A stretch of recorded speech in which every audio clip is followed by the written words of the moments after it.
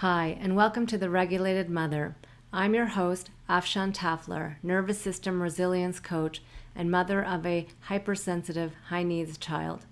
If you're raising a differently wired kid with PDA, autism, OCD, ADHD, or big emotional needs, this is a space for you. Here we talk about what most people don't, how it really feels, how your nervous system responds, and how to find your way back to calm, courage, and connection, even on the hardest days. You're not alone. Let's begin. We've all had those days where we completely lose it with our hypersensitive, high needs child. We may yell, we may say something we regret. And then we sit in this big puddle of our own shame and grief afterward, feeling like we're failing our child. This was me many times. And I often wondered, will I ever change? Will this ever change? Will I ever become the regulated mother that my son so desperately needs?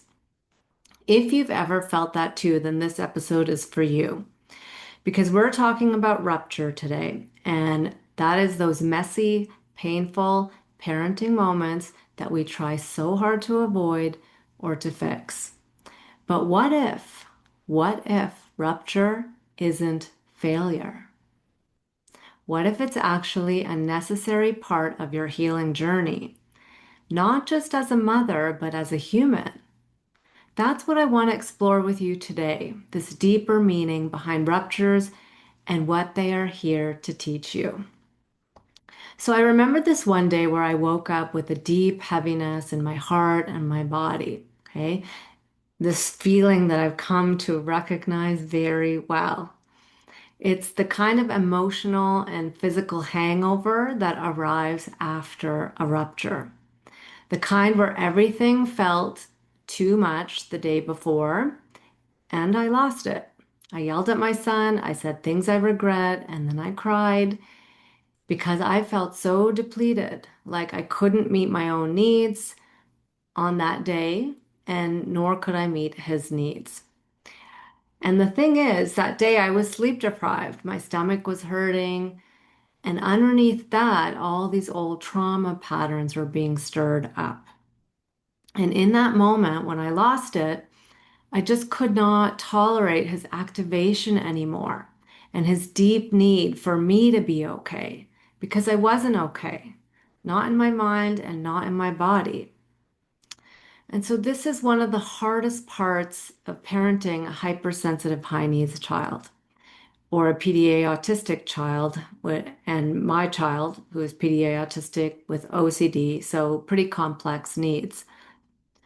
So, our children, their nervous systems are just overwhelmed by the world, and they just need you to be okay to handle their overwhelm. But sometimes their experience overwhelms your nervous system, especially if you're not feeling well that day.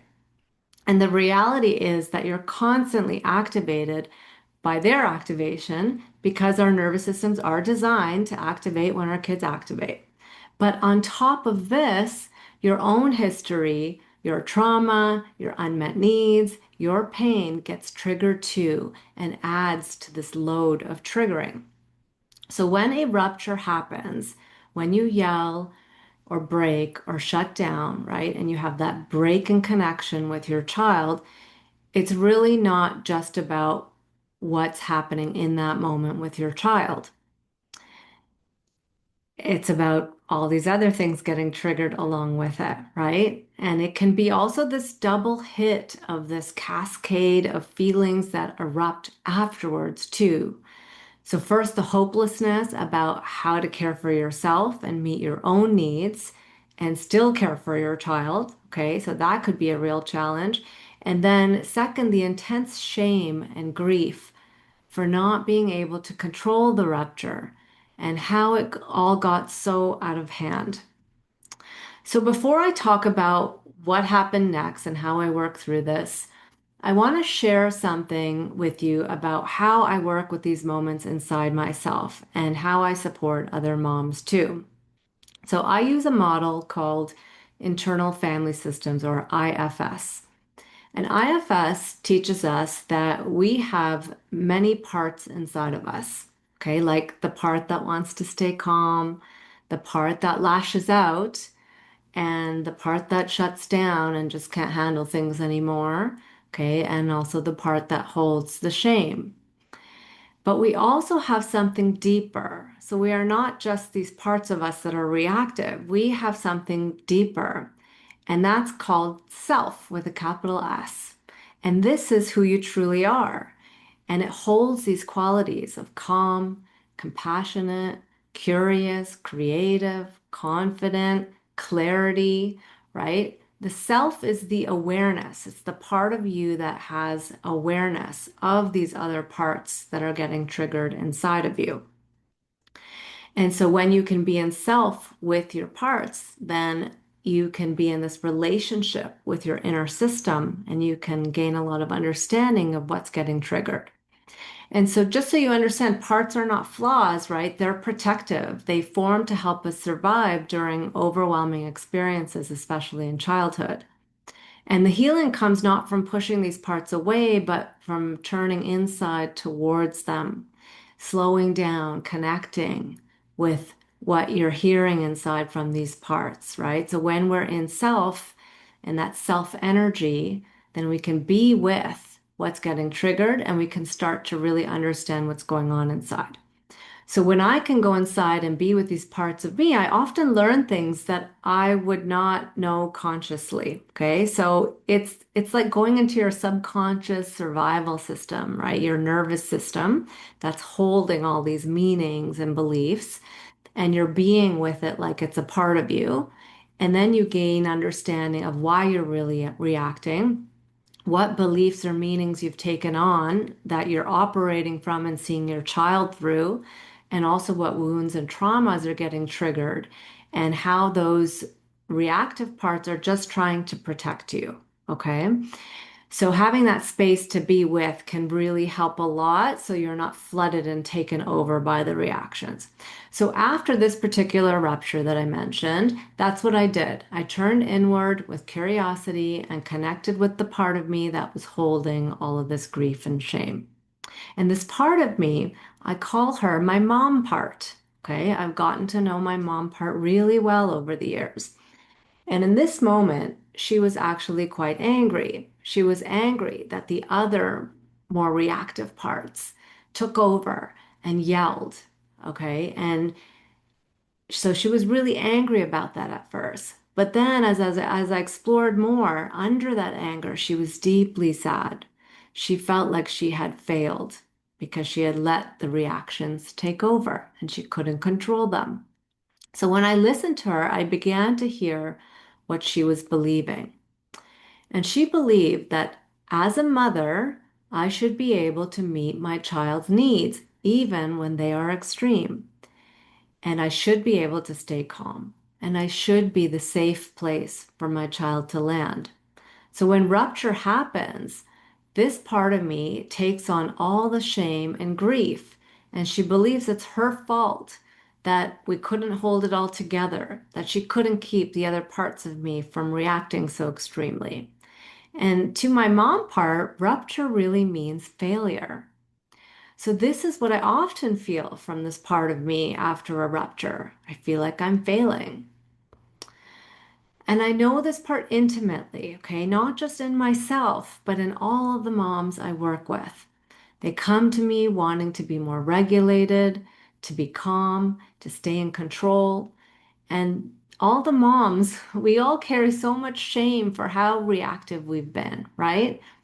And even when we know how to repair, and even when we're trying so hard, there's still this belief that this shouldn't be happening and I should be better than this. So as I stayed with my mom part, from self, I began to offer her a different perspective, okay? Because when you're in self, you really start to see things with a lot of clarity and perspective, and you can see the truth more clearly, okay? So from self, being with this part of me, I offered her a new way of thinking about rupture. I asked, what if rupture isn't a mistake? Okay, what if rupture is a necessary path and is part of this necessary part of the path, right? Of this journey we are on with our kids. And what if it's rupture that brings our wounds to the surface, right? Shows us where we need to heal. What if it's rupture that finally shows us the limiting beliefs and the unmet needs and the pain that's been stored inside for so long and that needs healing? And from a soul level, from my true self, I truly believe that rupture is not a mistake. It creates this like energetic opening and it lifts forward what's finally ready to be healed and transformed. So there really is a gift in this. So as I stayed with my mom part and gently challenged her belief that rupture means failure, I started to feel something deeper rising, right? This opening, this energy opening to this new possibility.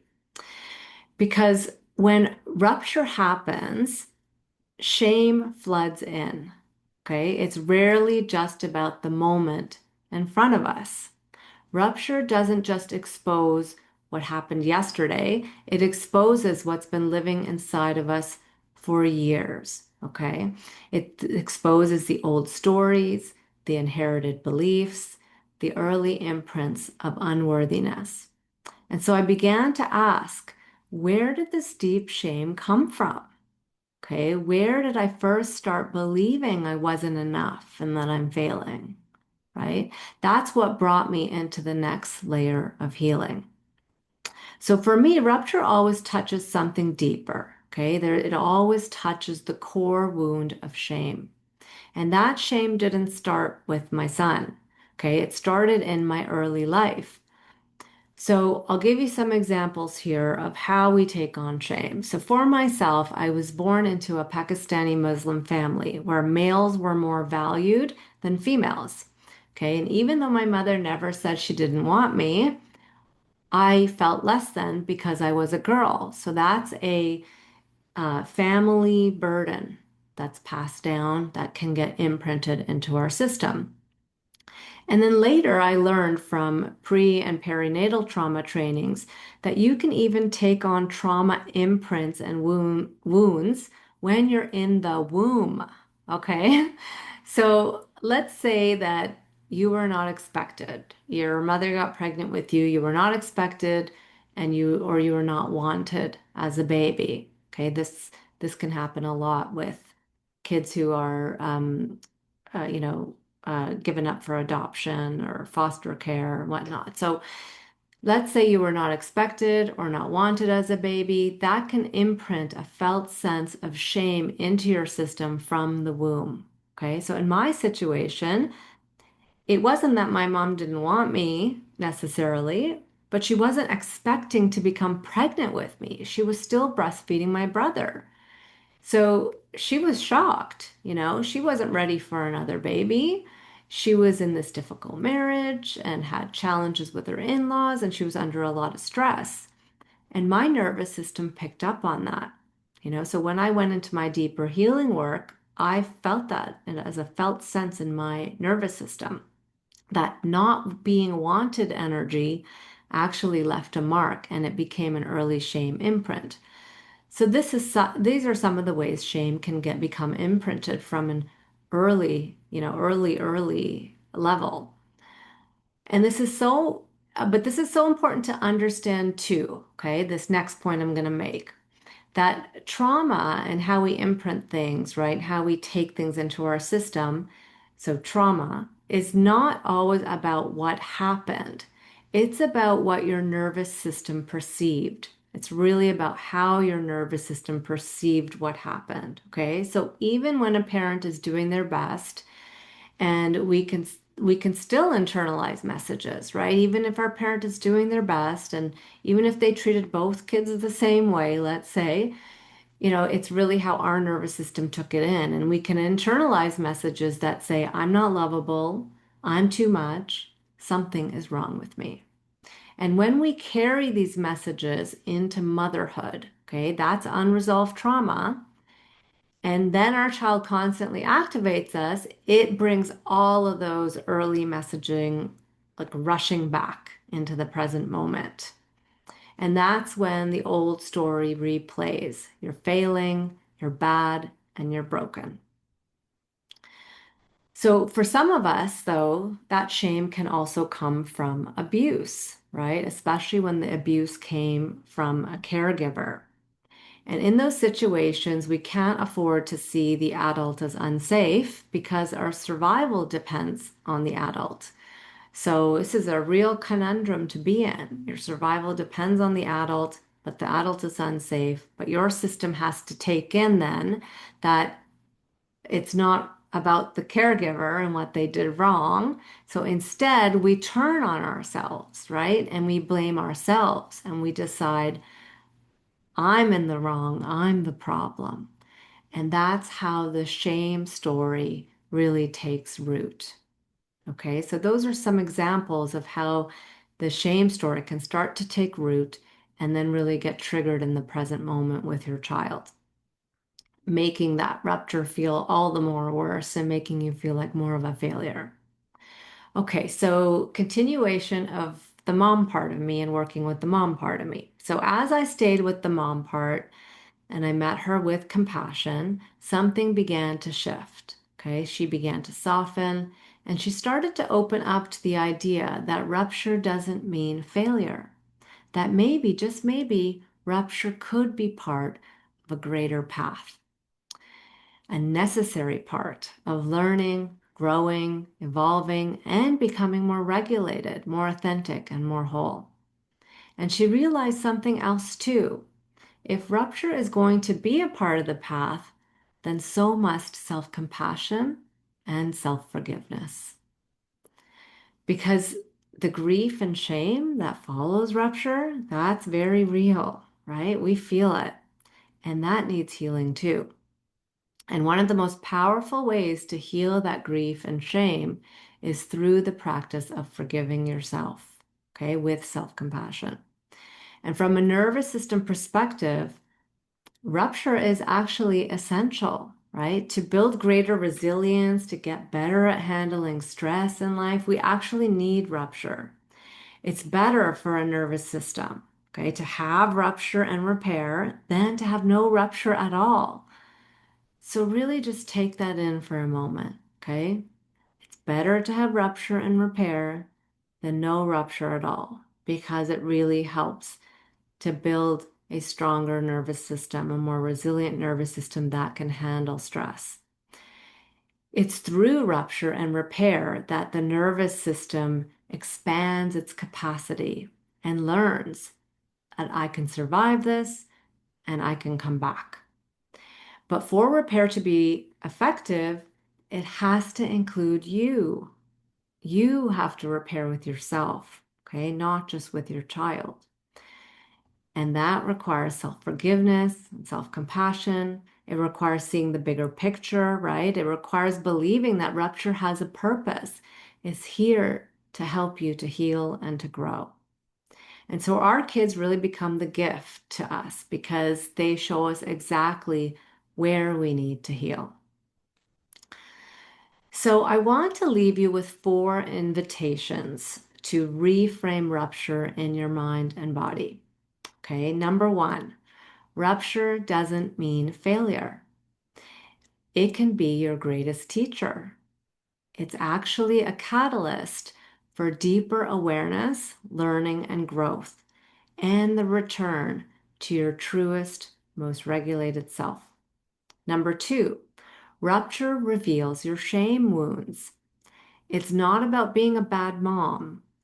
It's about showing where you carry the old pain that's asking to be healed. Number 3, self-compassion and self-forgiveness are a necessary part of the path. Okay, you are worthy of your own love. Forgiveness doesn't excuse what happened, but it does free you from carrying the story that you are not enough. And it does help your nervous system to regulate and come back to your true self, from where you can do repair with your child and show up as a more regulated parent that you want to be. And number 4, rupture builds resilience. It's how your nervous system learns to expand and grow stronger. And if you've had a rupture, know that repair can still grow something beautiful, right? Within you and your child. So rupture actually makes you more resilient and stronger in the end. Okay. So rupture really gets a bad rap. But the truth is, if you're raising a child who is highly sensitive, constantly activated, and regularly testing the limits of your nervous system, then rupture is going to happen. It's inevitable. And it's not because you're doing it wrong, but because this is the reality of what it means to show up in the fire of this kind of parenting. So instead of letting rupture define you as a failure, let it refine you instead.